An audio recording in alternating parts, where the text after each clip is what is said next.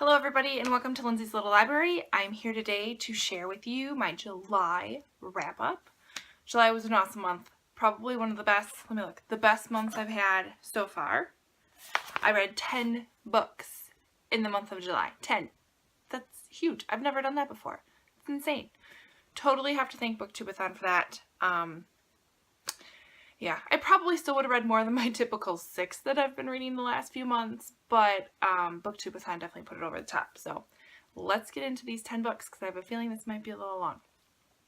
First book that I finished is All the Ugly and Wonderful Things by Bryn Greenwood. This was read for my book club's July book club meeting. This is a story about a girl named Wavy. We kind of start with her when she's young. I think she's either 8 or 10, and we learn that her parents are involved in the drug world. Her father sells it and her mom takes them, and she does not have the best childhood, like not at all. She's the only one that even resembles an adult in this whole entire family.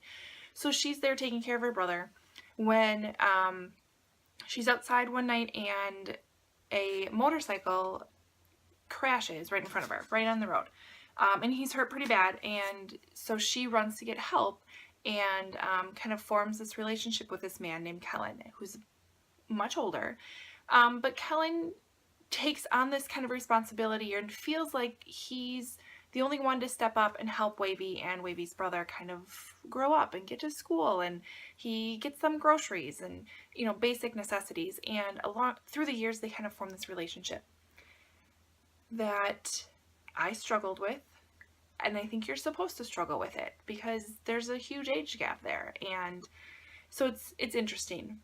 Wavy's aunt catches wind of this relationship that Kellen and Wavy have and pretty much does what she can to put a stop to it. So I love what the inside cover says, which is kind of what made me really appreciate this book. It says, when tragedy rips Wavy's family apart, a well-meaning aunt steps in, and what is beautiful to Wavy looks ugly under the scrutiny of the outside world. Very good book.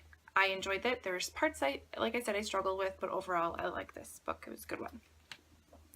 Next one I picked up was Walk on Earth, a Stranger by Ray Carson. This is a historical fiction / it has a little bit of a fantastical element to it. So it is about a girl named Leah, and she has the ability to sense where gold is. And she's living at the kind of beginnings of the gold rush, and tragedy kind of strikes her family as well, and she sets off on this journey to go to California, because why wouldn't you go to California during the gold rush when you can just find gold? Hello? Great book, loved it. This is part of a series. I had to literally go on Amazon the day I finished this to buy the second one, and guess what's going to be in my August TBR? I wonder. But very good book, definitely pick it up, and I love the cover. It's so pretty. It was awesome. A really quick read too, really fast. The next book I listened to on audiobook was Yes Please by Amy Poehler. Hilarious book. Also had some really great insights and some great things that I kind of took away with personally, as far as how you kind of approach the world, how you approach kind of what she calls your own inner demon, you know, your own the voices in your head that tell you you can't do things. I loved her approach to that.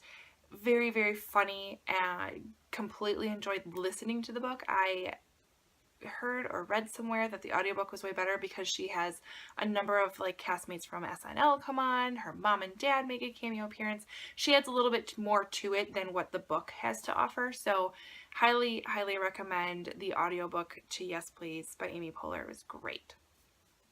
The next book I picked up, of course I don't have because I got it off the Lucky Day table at my library, and what the Lucky Day table is it's usually like whatever the current bestsellers or kind of really hyped books are right now.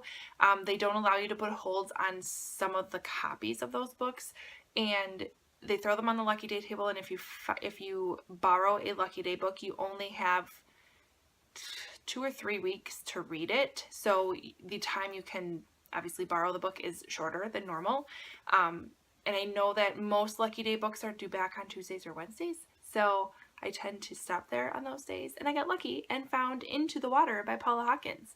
Paula Hawkins wrote The Girl on the Train, which I liked. I had some struggles with it because the writing was just a little bit different than I thought, and it was compared to the next Gone Girl, and I'm sorry, but can people stop using that? Because it's just not. It's like saying it's going to be the next Harry Potter. It's not. It's too, just stop. It's not good. So anyways, picked up Into the Water, and it is about this pool of water that a number of women over a long period of time have either fallen victim to and passed away in the pool of water, or have killed themselves by jumping into this pool of water. So it follows a family, and of course I can't remember their names, but it follows a family. The one woman ends up passing away in this pool of water, so it follows what her daughter and what her sister kind of go through to untangle what is up with this specific part of this river. It's very interesting. It was very good. It was written very much like The Girl on the Train, and because I had read that before, I can now kind of appreciate for the way that Paula Hawkins writes her books. I'm not supposed to know everything. I'm supposed to be really confused at some points. The only criticism I have of Into the Water is there are a lot of characters to get to know.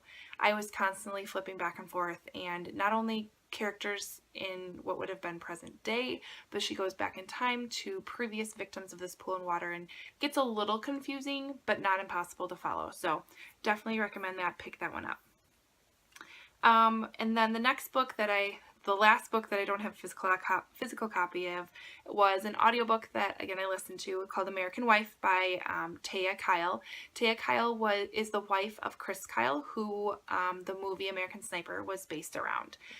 So he was one of America's deadliest snipers, and very honored military man. Really, really great book about Taya and the relationship she had with Chris, the relationship she has with God, her experience going through from the moment she met Chris, through them getting married and having kids, and him being fighting the war in Afghanistan and Iraq, and really, really, really great book. I have a great appreciation for our military families. I can only imagine what they go through. My brother was a Marine, and I didn't get to see it from a military wife standpoint, but having a family member be a part of that is a pretty cool thing. And so I like to learn a little bit more about what is it like. And so this was recommended to me, and I picked it up, and I absolutely adored it. Definitely listen to that one. The next book I picked up is the book club pick for August, but our meeting is like August 6th or 8th or something like that, so I wanted to make sure I got it read well in advance, and it is Station 11 by Emily St. John Mandel. This one we kind of picked. We were looking for something a little older, something we could get through the library. Our library has book club books, so they buy a number of copies of books specifically for book clubs to borrow out, and so this was one that was a book club pick that was available, so we thought we'd grab it and read it. So this is about it's kind of a dystopian book centered around a number of characters who have survived a huge epidemic. Like, this really horrible flu has like swept the world and killed, like, I don't know, 90% of the population. So it talks about when the flu happened, and then it follows this traveling orchestra slash kind of performance. Let's see. So they're like a traveling orchestra or a traveling production company. So they travel along or travel throughout a small section of the United States, even though it takes them a long time because there's no cars, there's no gas, there's no phones, there's nothing. And they perform Shakespeare, and they spread kind of music and that stuff. So it follows them, how they all got together, how they're kind of connected to each other, and what happened after this kind of sickness spread through the country. So I don't know. I'm on the fence about this one. I liked it in parts, and parts I got a little bored, but yet when you got to the end and you saw how everything is wrapped together, I appreciated it a little bit more.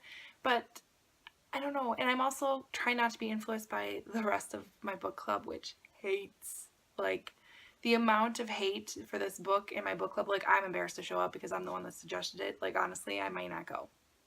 I mean, I will because it's food and drinks and we're going to talk about books a little bit, but I almost want to get there and be like, all right, let's just forget about it. Like, sorry, bad for me. But I did like it. I can't say that I hated it. I can't say I didn't like it. I liked it. It could have been a little bit better, but it still has me thinking. And honestly, if a book still has me thinking, I can't say that that is a bad book. So, Station 11, pick it up or not, just don't do it because I told you to. Right. The next book I picked up was Still Missing by Chevy Stevens. I love Chevy Stevens. I love Chevy Stevens. I've read so many books of her that I forgot that I already read this book. I did. I read the first chapter. I'm like, man, this sounds really familiar. Like, really familiar. Like, I feel like this is what's going to happen. And sure enough, I go check my Goodreads. Yep, read it like a year ago. Gave it 5 stars. Just didn't remember that I read it. Has that ever happened to you? Have you ever picked up a book and kind of forgot that you already read it until you're already into it? Yep, totally happened to me. But, great book. Pick it up. Then we came to the part of the month where Booktubeathon started. Yeah. I didn't know if I was going to join in, and honestly, it was like Sunday night, like the day before Booktubeathon was going to start. I started seeing all these Booktubeathon TBRs and like hearing all about this excitement, and I looked into a little bit more, and I'm like, you know what? Why not? Let's give it a whirl. If nothing happens, nothing happens. If I only read what I normally read, great, but let's at least kind of see what the challenges are and try to give it a whirl. So I did, and I ended up reading 4 books. Like, I don't think I've ever read 4 books in a week. 4.5 really, because we kept going on Harry Potter, which we're still not done with, just because we read it when we can, when the family's around, but we made some progress in that too. So the first book I technically started before Booktubeathon started, but I only counted the pages I read during Booktubeathon for my total page count, so don't call the Booktubeathon police on me. But first one I finished was The Wife, the Maiden, Mistress by Ariel Lohan. Really, really great book. Highly, highly suggest it. This is based around a true story. So in the 1930s, Judge Joseph Crater steps out of a cab in New York City and disappears. Nobody knows what happened to him. Nobody knows where he went. His body still has not been found. And so this author decided to kind of take that story and see what she thinks, or put her interpretation to what may have happened to Judge Joseph Carter from the perspective of the wife, the maid, and the mistress. So pick it up. It's great. It has some really great twists to it, and I love, love, love the end. It was awesome. So, great book. The next book I listened to on Audible is Tumbleweeds by Lila McCann. Another fantastic book. Is this going to win awards? No. Is this... I'd almost say this is like just an easy read.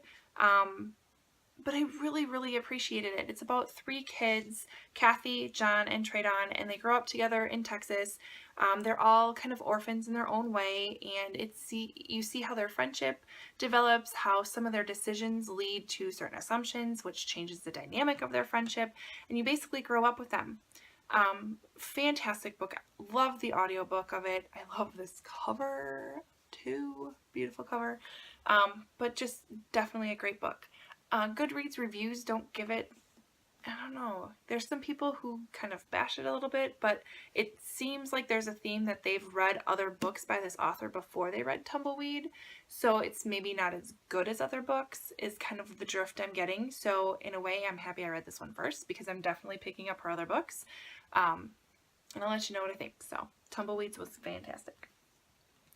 The next book I finished was All the Summer Girls by Meg Donahue. This one was about 3 friends who kind of went their own ways after college, and due to certain circumstances, they're meeting back up at the beach for 4th of July weekend on a summer, and kind of rekindling their friendship and working through kind of what roads they've been led down within their lives and what may or may not be going so well. So really good book. Great summer read, honestly. Awesome beach read. So pick that one up. And the last book that I read, and I read this in pretty much one day, like 28 hours it took me to read this book.